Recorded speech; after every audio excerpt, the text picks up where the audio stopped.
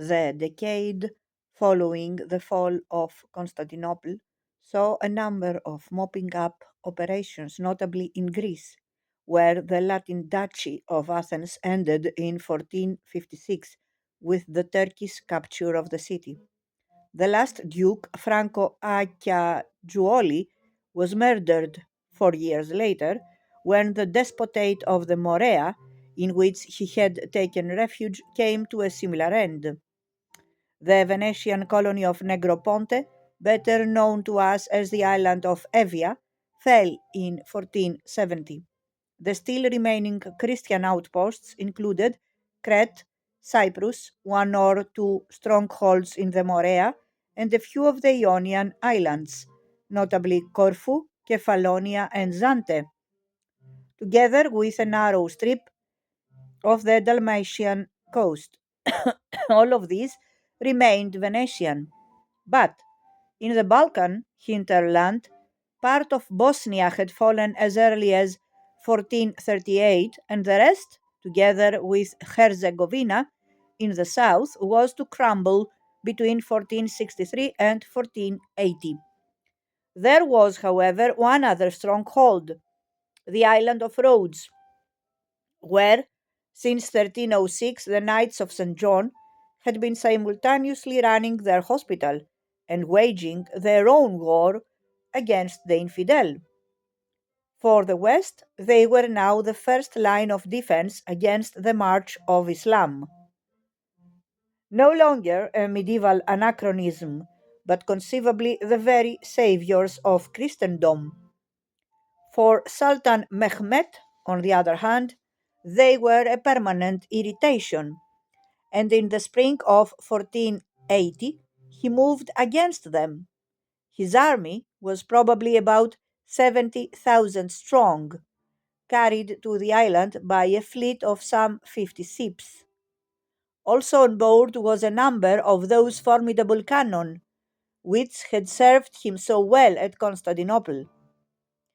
Against this huge host, the knights opposed about 600 members of their order, together with perhaps 1,500 paid foreign troops and local militia. They could also count on the active cooperation of the Rhodiots themselves, Christians to a man. They were commanded by their Grand Master, the 57-year-old Pierre d'Aubusson.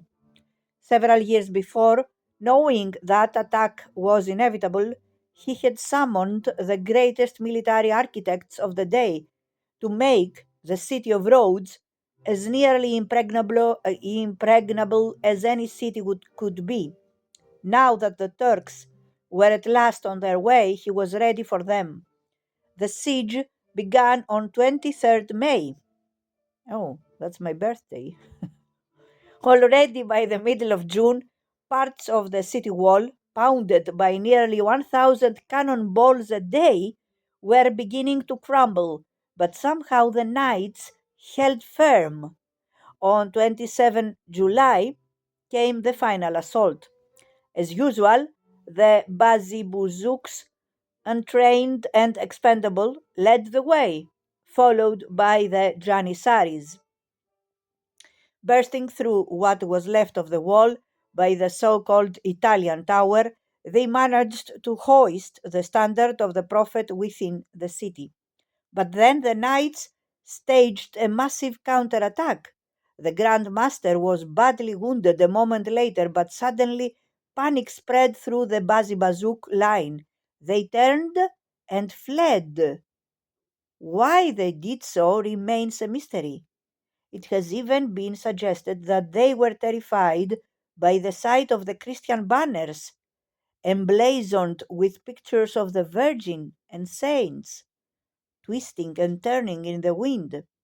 They were, after all, Muslims, most of whom would never before have seen two-dimensional representations of the human face or figure. Whatever the reason, it is a rare thing, indeed, in the history of warfare for a besieging army to take flight after the walls are breached. For the Turkish army, triumph was from one moment to the next transformed into disaster. Probably some 4,000 lost their lives, including 300 Janissaries who had invaded the Jewish quarter and had been cut off there.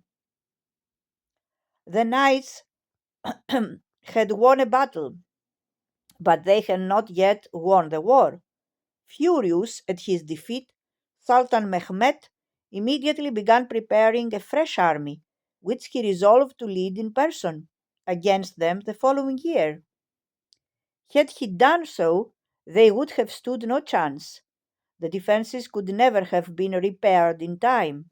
But in the spring of 1481, as he was riding south through Asia Minor on his way to take up his command, the Sultan was stricken by a sudden dysenteric fever.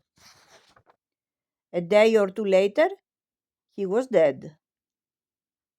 The Knights of St. John were to hold their lovely island for another 40 years, but now it was an island in more than just the geographical sense.